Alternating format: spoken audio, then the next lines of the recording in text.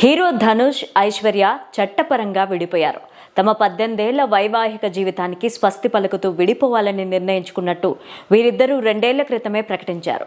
అప్పటి నుంచి దూరంగా ఉంటున్నారు. అయితే చట్టపరంగా విడిపోయేందుకు పరస్పర అంగీకారంతో ఈ ఏడాది విడాకుల కోసం చెన్నైలోని ఫ్యామిలీ కోర్టులో పిటిషన్లు దాఖలు చేశారు. నవంబర్ 27న కోర్టు వీరికి విడాకులు మంజూరు చేసింది. పలుమార్లు ఈ కేసు విచారణకు రాగా ఇద్దరు కోర్టు వాయిదాలకు హాజరు కాలేదు. కొన్ని రోజుల క్రితం వేరువేరుగా కోర్టుకు వెళ్తున్నారు.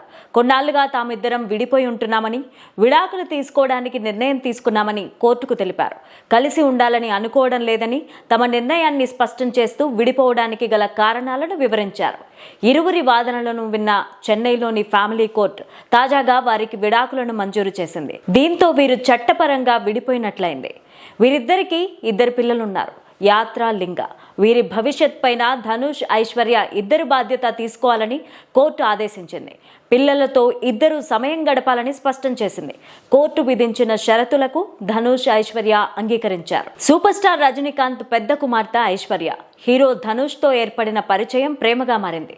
ఆ తర్వాత ఇద్దరు కుటుంబాల పెద్దల అంగీకారంతో 2004లో వివాహం చేసుకున్నారు. వీరిద్దరికి 2 కుమారులు. వీరు వైవాహిక జీవితం 15 ఏళ్లకు పైగా సాఫీగానే సాగింది. అయితే 2 ఏళ్ల క్రితం తాము విడిపోవాలని నిర్ణయించుకున్నామని ప్రకటించారు. ఇదిలా ఉంటే ధనుష్ ప్రస్తుతం ఓవైపు హీరోగా వేరే దర్శకులతో సినిమాలు చేస్తూనే డైరెక్టర్గా మారి సినిమాలు చేస్తున్నారు.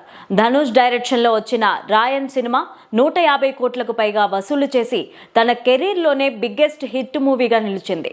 ప్రస్తుతం శేఖర్ కమ్లా డైరెక్షన్లో ధనుష్ కుబేరా అనే సినిమా చేస్తున్నారు.